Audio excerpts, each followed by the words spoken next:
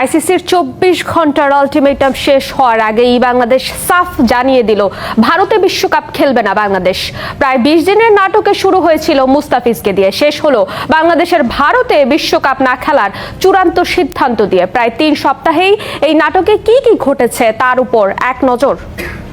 বাঙালি জাতি কখনো হার মানতে জানে না, অন্যায় কিংবা অবিচার কখনো প্রশ্রয় দিতে চায় না। গোলামির দিন শেষ, আজাদিতে বিশ্বাসী বাংলাদেশ, যার আরো এক উদাহরণ দেখা গেল আজ বিশ্বকাপ নিয়ে সিদ্ধান্তের মাধ্যমে। আইসিসি এবং বিসিসিআই এক মায়ের পেটের ভাইয়ের মতো যেভাবে বিসিবির বিপক্ষে চাল চেলেছিল তা শক্ত হাতে প্রতিহত করে বুঝিয়ে দিল সবার আগে দেশ এবং আত্মমর্যাদা, তারপর বাকি সব। আইসিসি এবং বিসিসিআই এর মধুর প্রেমের গল্প সবারই জানা। গেল এক যুগ ধরে তাদের নিয়ে বহু বিতর্ক সৃষ্টি হয়েছে। ভারতীয় ক্রিকেট বোর্ডকে যে অধিক সুবিধা দেয় আইসিসি এবং তাদের কথা শুনে চলে তারা, সেটাও নতুন কিছু না। কিন্তু তাদের বিপক্ষে আজ পর্যন্ত কেউ কোনো কথা বলতে পারেনি। ইংল্যান্ড, অস্ট্রেলিয়া কিংবা নিউজিল্যান্ডের মতো প্রভাবশালী বোর্ডগুলো সারা জীবন থেকেছে নিশ্চুপ, নীরবে আইসিসির এই অবিচার সহ্য করে গেছে তারা। আর এরা যেই সাহস দেখাতে পারেনি সেটাই করে দেখালো বিসিবি। আইসিসির দীর্ঘদিন ধরে চলা একপাক্ষিক সিদ্ধান্তের বিপক্ষে গিয়ে প্রথমবার সাহসীভাবে আওয়াজ তুলল আমিনুল ইসলাম বুলবুল, যেই পদক্ষেপের জন্য এখন তিনি রীতিমতো বিশ্বমহলে প্রশংসিত।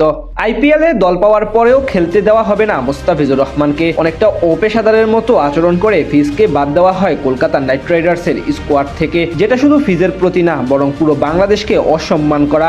এরপর বিসিবি থেকে সাফ জানিয়ে দেওয়া হয় ভারতের মাটিতে গিয়ে কোনোভাবেই বিশ্বকাপে অংশগ্রহণ করবে না টাইগাররা।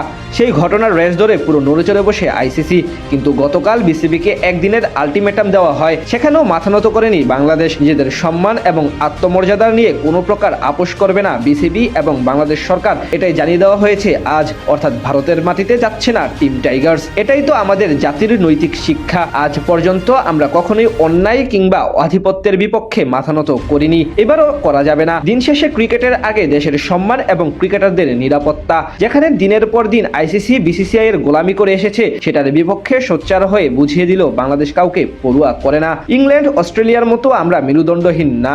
আমরা ক্রিকেটকে যেমন ভালোবাসি তেমনি দেশকে সমান ভালোবাসি। অর্থ দিয়ে এই জাতিকে কেনা সম্ভব না। আর এমন সিদ্ধান্তকে সাধুবাদ জানাচ্ছে ভক্ত সমর্থকরাও। দেশের সম্মানের সাথে আপোষ না করে বিসিবি যে সিদ্ধান্ত নিয়েছে তা নিঃসন্দেহে বাংলাদেশ তো বটেই, গোটা ক্রিকেটের জন্য ঐতিহাসিক হয়ে থাকবে। যেখানে সবাই আইসিসি এবং ভারতীয় অপেশাদার বোর্ডের গোলামি মেনে নিয়েছে বারবার, সেখানে বাংলাদেশ দেখালো নিজেদের নৈতিকতার অবস্থান। এমন আর কয়জন বা কোন জাতি করতে পারবে? প্রশ্নটা হয়তো বহুদিন থেকে যাবে। দিন শেষে নিজেদের কথায় অনড় থেকে এই লড়াইয়ে মাথা উঁচু করে জয় পেল বাংলাদেশ এবং বিসিবি। যে উদাহরণ তৈরি করলো আজ, সেটা আমিনুল ইসলাম বুলবুলেরই জয় ছিনিয়ে এনেছে সবার কাছ থেকে।